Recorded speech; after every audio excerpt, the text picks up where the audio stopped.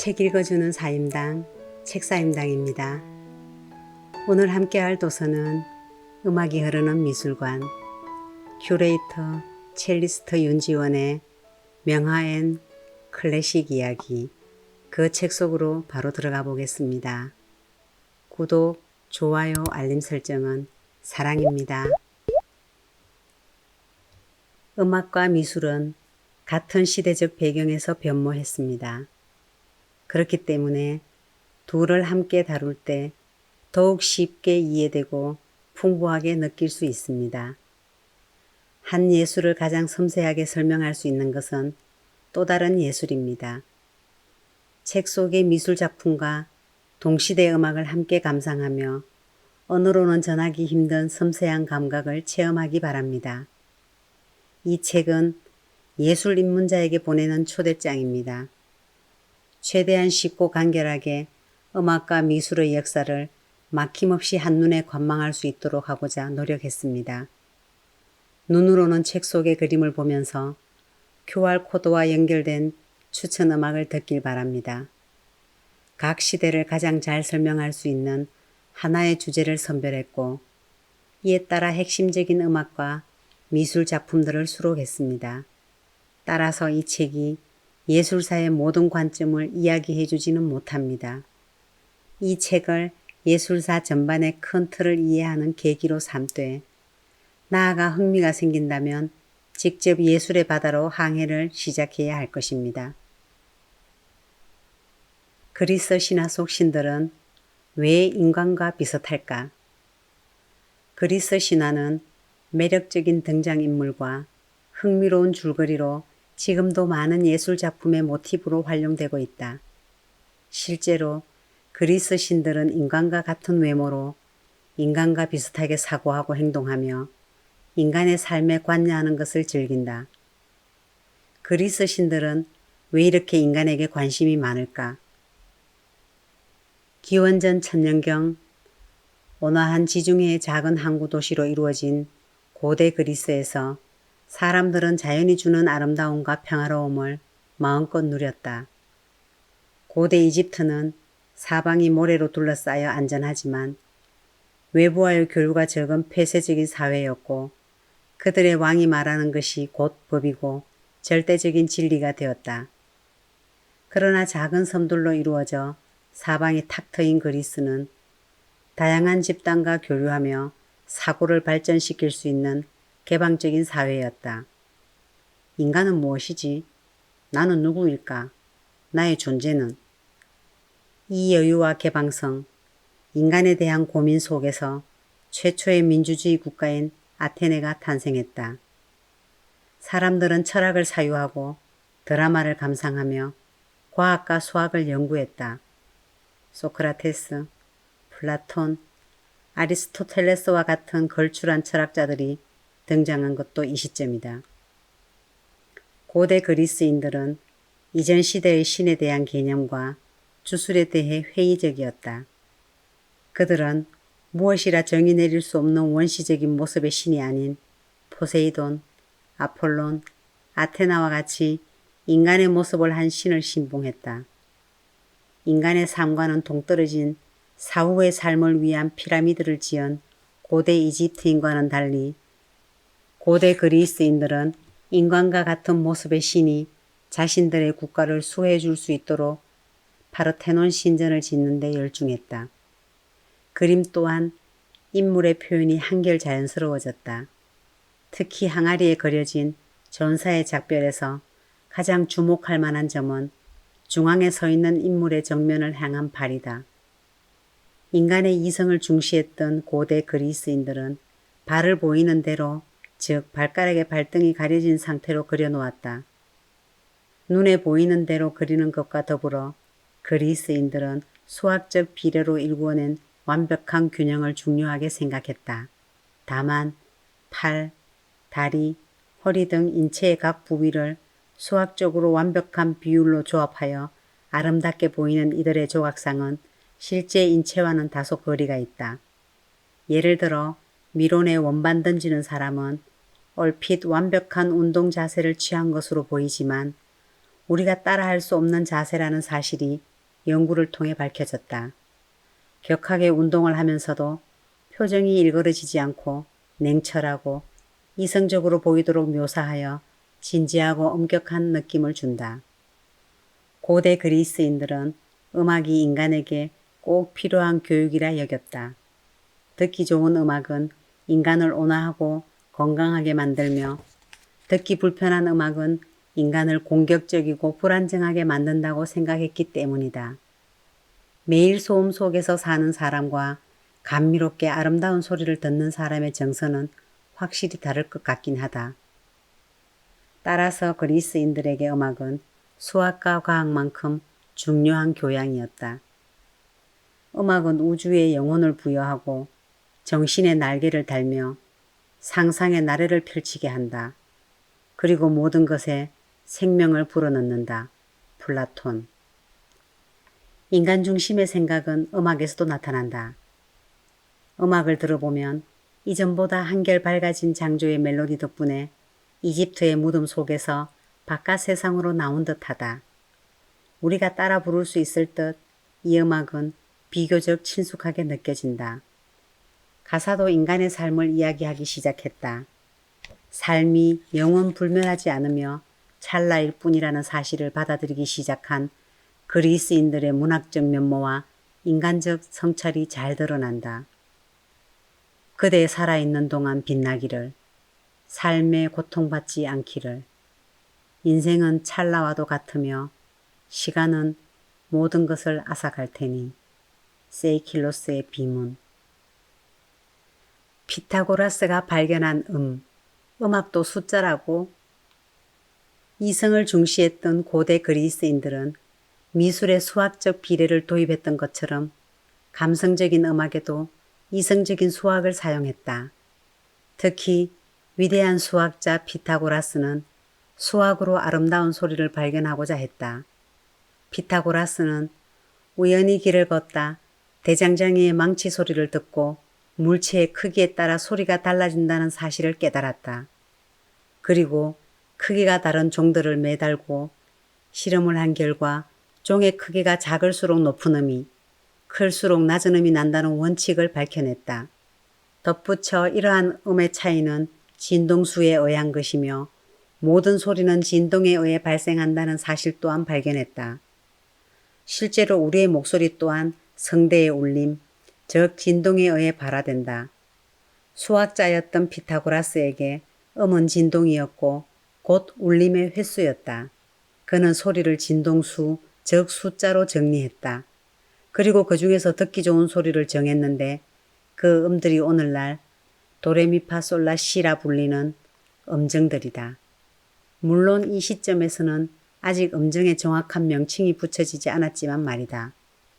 고대 그리스인들은 피타고라스가 발견한 듣기 좋은 소리의 진동 비율을 바탕으로 악기의 줄을 만들었다. 천문학에도 관심이 많았던 고대 그리스인들은 이 비율을 우주의 행성, 즉 별자리에도 도입하였다. 수로 정리된 음에 별과 별 사이의 거리를 대입하여 우주의 소리 또한 음악으로 들을 수 있다고 생각한 것이다. 그들은 음악을 우주의 음악, 악기의 음악, 인간의 음악 총 3가지로 정의했다. 이렇듯 고대 그리스인들에게 음악은 인간의 심성에 영향을 미치며 더 나아가 우주의 소리까지 듣게 하는 매우 중요한 항목이었다. 이 시대의 유산으로 클래식 음악의 씨앗이 땅속에 튼튼히 뿌리내리게 된다.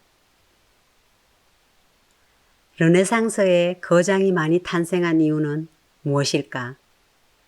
세상에서 가장 유명한 그림이 나왔다.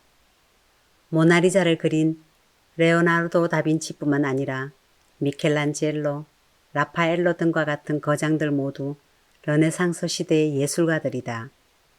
유독 이 시대에 거장이 많이 탄생한 이유는 무엇일까? 이탈리아 피렌체를 중심으로 인본주의가 서서히 피어올라 마침내 르네상스라는 강력한 예술 부흥 운동이 펼쳐졌다. 르네상스는 프랑스어로 다시 태어나다로, 즉 부활을 뜻한다. 이탈리아인들은 기독교가 지배하던 시대, 즉 중세를 천년의 암흑시대로 여겼다. 그들은 신이 지배하던 천년의 세월을 떨쳐내고 인간의 이성에 대한 균형과 조화, 질서를 되찾고자 했다. 이 시기 예술의 특징을 크게 세 가지로 정리할 수 있다. 강력한 신흥 부자들의 지원과 중세의 경직된 분위기에서 해방된 한층 자유로워진 표현, 인간에 대한 치열한 탐구가 그것이다. 이를 자양분으로 레오나르도 다빈치, 미켈란젤로, 라파엘로 등 역사의 길이 남을 거장들이 출연했다. 예술가는 귀족의 든든한 후원을 등에 업었다.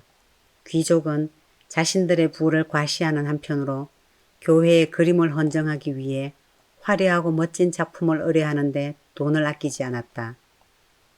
종교의 힘이 약해지긴 했지만 천년을 이어온 신앙이 바로 사라진 것은 아니었다. 사람들은 여전히 죄를 지으면 지옥에 간다고 믿었다. 막대한 부를 가진 자들은 돈을 벌기 위해 더 많은 죄를 지어왔기 때문에 더욱 공포를 느꼈고 천국에 가기 위한 방편으로 예술가에게 대형 종교화를 주문했다.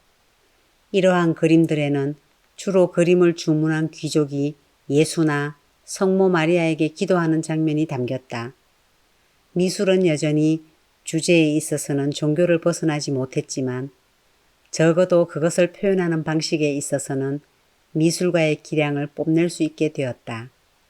종교의 힘이 약해지면서 제한적으로나마 표현의 자유가 생긴 것은 이 시대에 유독 위대한 예술가가 많이 등장한 결정적인 요인 중 하나다. 여기에 더해 원근법이 완전히 자리를 잡으면서 밋밋한 예수님 그리기에서 화려한 예수님 그리기가 가능해졌다. 각각의 작품에 개성을 담게 되며 예술가의 존재가 더욱 부각되었다. 예술가들은 그림을 더욱 완벽하게 표현하기 위해 인체를 연구했다. 귀족들을 만족하게 해 돈을 벌기 위해서만은 아니었다. 예술가에 대한 사회적 인식을 바꾸기 위한 전략적 계산이기도 했다. 이전의 예술가는 머리를 쓰지 않고 손만 사용한다는 이유로 천한 직업으로 여겼으나 미술이 과학적 관점 안에서 설명되기 시작하자 그 입지가 크게 상승했다. 그 중심에 레오나르도 다빈치가 있었다. 과학 없이 연습에 빠지는 사람들은 마치 배 안에 조탁이나 나침판 없이 들어가는 선원과 같으며 본인이 어디로 가는지 확실히 알 수 없는 사람들이다. 레오나르도 다빈치. 모나리자는 레오나르도 다빈치의 걸작 중에서 가장 사랑받는 작품이다. 모나는 결혼한 여성의 이름 앞에 붙는 경칭이며 리자는 작품 속 여성의 이름이다. 이 작품이 신비로운 분위기를 연출하는 요인에는 작품의 구도와 인물의 눈빛 등 여러 가지가 있겠지만 그 중에서도 가장 결정적인 것은 바로 스푸마토 기법, 대기 원근법이다. 우리가 그림을 그린다고 상상해보자. 컵을 그릴 때 우리는 먼저 컵 모양의 선을 그릴 것이다. 하지만 실제로 그러한 선은 컵에 존재하지 않는다. 컵의 가장자리는 그저 조금씩 어두워지며 사라져갈 뿐이다. 하지만 선 없이 어떻게 물체를 그려낸단 말인가. 이것을 가능하게 한 것이 바로 스푸마토였다. 모나리자에서는 테두리가 없다. 대신 물체의 끝이 어두워지면서 자연스럽게 사라진다. 이렇게 윤곽선을 희미하게 처리한 것이 레오나르도의 발견이었고 이 기법을 연기와 같이라는 뜻의 스푸마토라 이름 붙였다. 레오나르도의 스푸마토는 눈으로 본 것을 과학의 틀에서 집요하게 탐구한 그의 집념이 만들어낸 결과였다. 그는 멀리 있는 물체일수록 그 사이에 채워진 공기로 인해 흐릿해져 가까이서 보는 것과는 다른 색을 띈다는 생각을 바탕으로 이 기법을 발전시켰다. 모나리자가 그의 작품 중에서도 특히 유명한 이유 중 하나는 스푸마토 기법이 완성된 작품으로 여기지기 때문이다. 아는 것으로는 충분치 않다. 적용하여야 한다. 하고자 하는 것만으로는 부족하다. 행하여야 한다. 레오나르도 다빈치. 당대에 이미 거장으로 자리 잡았던 레오나르도의 라이벌로 급부상한 위대한 조각가가 미켈란젤로 부오나로티다. 예술을 향유하는 사람이 늘어남에 따라 예술에 대한 토론 또한 활발해졌는데 당시 가장 치열했던 논쟁은 바로 조각과 회화 중 어느 것이 진정한 미술인가에 대한 것이었다. 조각이야말로 진정으로 살아있는 예술이라는 주장과 회화야말로 한 장의 그림 속에 서사를 담을 수 있는 진정한 예술이라는 주장이 치열하게 대치했다. 미켈란젤로는 단연 전자를 외쳤다. 그는 조각가로서 엄청난 자부심을 가지고 있어 편지를 쓸 때에도 꼭 미술가가 아닌 조각가라고 서명했다. 그런 그에게 교황청에서 시스티나 성당의 천장화를 그려달라는 달갑지 않은 요청이 들어왔다. 그는 조각에 집중하고 싶었지만 한낱 예술가가 교황의 요청을 뿌리칠 수는 없었다. 미켈란젤로는 어쩔 수 없이 요청을 받아들였지만 작업에 착수한 이후로는 그 누구보다 끈질기게 4년 동안 천장화에 매달렸다. 오랜 작업으로 목 근육은 퉁퉁 부었고 어깨뼈는 비틀렸다. 더욱이 장시간 눈을 치켜떨고 작업하느라 눈의 초점이 위로 맞추어졌고 얼굴에 떨어지는 안료로 각막이 손상되어 나중에는 거의 실명 상태에 이르렀다고 한다. 회화는 자신의 전문 분야가 아니라고 강조했던 미켈란젤로에게 압도적인 규모의 천장화를 그리는 것은 힘겨운 도전이었을 것이다. 하지만 그는 독립적인 그림을 그리면서도 전체적인 구성의 조화를 이루고 수많은 인물들을 등장시키면서도 인체의 근육까지 섬세하게 묘사했다. 무엇보다 그는 깊이를 주는 원근법에 소재들이 바깥으로 튀어나온 것처럼 느껴지는 입체감을 더하여 그림을 조각처럼 보이도록 그려놓았다. 이렇게 완성된 천장화 중 가장 잘 알려진 것이 바로 천지창조이다. 하나님이 아담에게 영혼을 불어넣는 순간이 그려진 이 그림은 르네상스 절정기 조화로운 인체 비례의 아름다움을 엿볼 수 있다. 더 놀라운 점은 이 천장화가 프레스코화라는 사실이다. 프레스코는 젖은 회반죽 벽면에 물에 갠 안료로 채색하는 벽화 기법으로 수분이 증발하기 전에 빠르게 그림을 완성해야 한다. 즉, 한 번 그리면 수정이 거의 불가능하다는 이야기다. 작품이 공개되었을 때 온 세상 사람들이 미켈란젤로가 어떤 그림을 그렸는지 보기 위해 달려와 그림을 보고는 경탄하여 입을 다물지 못했으며 교황은 인간이 그림으로 그린 성서라며 눈물을 흘렸다고 전해진다. 천지창조의 제작 중 나온 유명한 대화가 있다. 작품의 제작에 지나치게 심혈을 기울이는 미켈란젤로에게 그의 친구는 다음과 같이 이야기했다. 여보게, 그렇게 구석진 곳에 잘 보이지도 않는 인물 하나를 그렇게 넣으려고 그 고생을 한단 말인가? 그게 완벽하게 그려졌는지 그렇지 않은지 누가 안단 말인가? 이에 미켈란젤로는 다음과 같이 대답했다. 내가 알지. 진정 미켈란젤로의 천재성은 그의 노력에 비하면 약소한 것인지 모른다. 내가 얼마나 노력을 했는지 안다면 당신은 절대 나를 천재라 부르지 못할 것이다. 우리에게 닥치기 쉬운 위험은 내가 높은 목표를 잡아서 실패하는 것이 아니라 목표를 너무 낮게 잡아서 성공하는 것이다. 미켈란젤로. 이 시기의 음악에는 여러 가지 선율들이 나타나 마치 레오나르도 다빈치나 미켈란젤로의 그림처럼 입체적이다. 이전 중세시대 음악이 신의 영적인 손길 같다면 르네상스 시대의 음악은 인간의 실질적인 포옹 같다. 음악은 작은 씨앗이나 하나의 실타래에서 성장한다고 생각하면 이해하기 쉽다. 작은 씨앗 하나에서 뿌리가 내리고 나무가 자라 가지를 뻗고 열매와 꽃이 연거는 것처럼 혹은 가는 실이 겹겹이 겹쳐져 부피를 늘려가는 것처럼 말이다.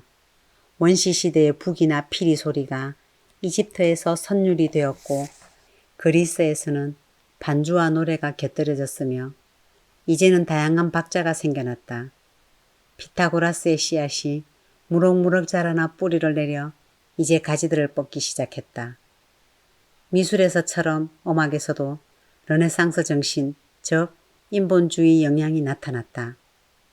음악은 기본적으로 종교 안에서 성장했기에 미술보다 조금 늦게 르네상스 정신이 싹텄지만 결국에는 인간의 감각을 자극하는 예술로 변화했다. 르네상스 음악은 인간의 언어와 밀접한 관계를 가진다. 가사에 올라간다는 표현이 있으면 음도 함께 높아지고 내려간다는 말이 있으면 음도 같이 낮아진다. 천상을 표현할 때는 높은 음, 지하세계를 표현할 때는 낮은 음을 사용하는 시기였다. 그림에서 원근법이 생겨났듯 음악도 화성이 확장되고 박자가 다양해져 훨씬 입체적으로 다가온다.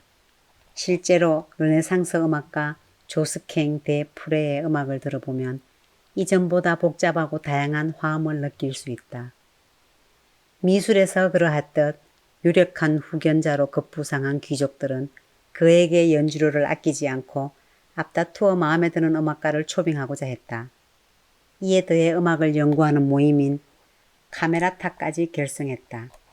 여기에는 무려 천문학자 갈릴레오 갈릴레이의 아버지인 빈첸초 갈릴레이와 작곡가 줄리오 카치니 등 다양한 분야에 활동하는 귀족들이 포함되어 있었다.